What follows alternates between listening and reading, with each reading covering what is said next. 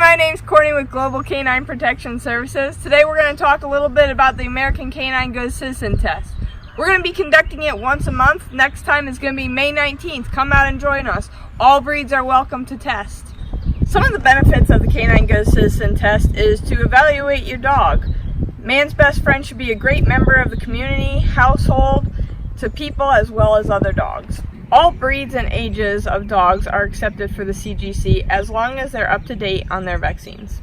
Some people are unaware of what equipment is acceptable during the Canine Good Citizen Test. Some things that are not acceptable are pinch collars, choke chains, halties, and gentle leaders. Retractable leashes are also unacceptable during the testing. Food and toys are not acceptable during testing, although verbal and physical praise are allowed and highly encouraged. Some of the things that might disqualify you during the Canine Good Citizen Test are harsh corrections, excessive barking, or any sign of aggression.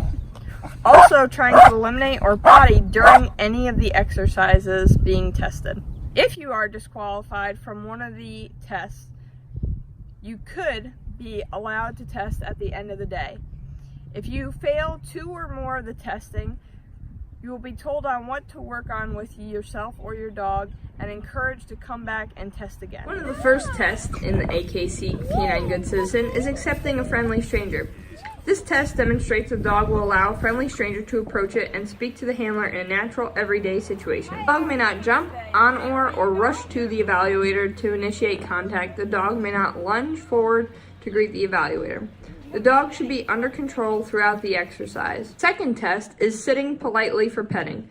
This test demonstrates the dog will allow a friendly stranger to touch it while it is out with its handler. With the dog sitting at the handler's side, the evaluator approaches and asks, "May I pet your dog?" The evaluator then pets the dog on the head and body. The handler may talk to his dog throughout the exercise. After the petting the dog, the evaluator may circle the dog or simply back away to begin the next test. Test 3 will go over appearance and grooming. This test demonstrates the dog will welcome being groomed and examined and will permit a stranger, such as a vet or groomer or a friend of the owner, to touch them. This test also demonstrates the owner's care, concern, and sense of responsibility. The evaluator inspects the dog to determine it's cleaned and groomed. The dog must appear in a healthy condition.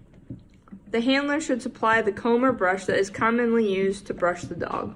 Test 4, out for a walk or loose leash walking. This test demonstrates that the handler is in control of the dog. The dog may be on either side of the handler, whichever the handler prefers. The evaluator may use a pre-planned course or may direct the handler by calling out instructions. Whichever format is used, there must be a right turn, left turn, and about turn, with at least one stop in between and one at the end. The handler may talk to the dog throughout the walk to encourage it and may give praise. The handler may also give the dog a command to sit at the stop if desired. Test 5, walking through a crowd. This test will demonstrate that the dog can move about politely in pedestrian traffic and is under control in public places. The dog and handler walk around and pass close to several, at least 3, people. The evaluator can be counted as one of the 3 people in the crowd. Children may act as members of the crowd. However, when children participate in the test, they must be instructed on their role and be supervised by an adult. Some of the members of the crowd may be standing still. However, some crowd members should be moving about. This test stimulates settings such as busy sidewalks or walking through a crowd at a dog show or public event. Test 6.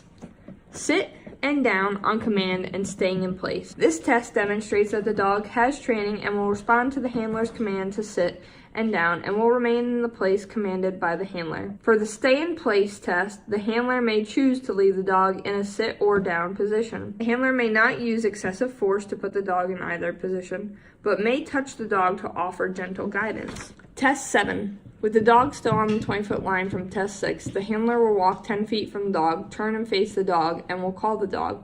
The handler may use body language and encouragement when calling the dog. Test 8. Reaction to another dog.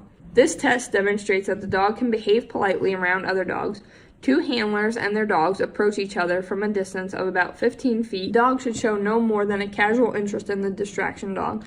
If the dog attempts to go to or jump on the distraction dog, it should not pass the test. Test 9. Reaction to distractions. This test demonstrates the dog is confident at all times when faced with common distracting situations. The evaluator will select 2 distractions from among the following. Since some dogs are sensitive to sound and others to visual distractions, it is preferable to choose 1 sound and 1 visual distraction. A jogger running in front of the dog. A person pushing a cart or dolly, passing no closer than 5 feet away. A person on a bike no closer than 10 feet away. A note about distractions. Distractions such as a gunshot, the rapid opening of an umbrella close to the dog, walking on a metal grid, etc. are temperament test items that are typically seen on formal temperament tests. The CGC test should not be confused with temperament testing. While instructors may use a variety of distractions, a person in scuba gear in training classes, in the CGC test, distractions should be items that are common occurrences in the community. Test 10. Supervised separation. This test demonstrates that a dog can be left in the presence of a trusted person and will maintain its training and good manners. Evaluators are encouraged to say something like, "Would you like me for me to watch your dog?" An evaluator will hold the leash of the dog while the owner goes out of sight for 3 minutes. The dog does not have to stay in position. If the dog continually barks, whines, or howls, it should not be passed. The dog should not pace unnecessarily or show signs of agitation. Thank you for watching this video. We look forward to seeing you guys on May 19th at our next CGC evaluation. Please follow us on Facebook and Instagram.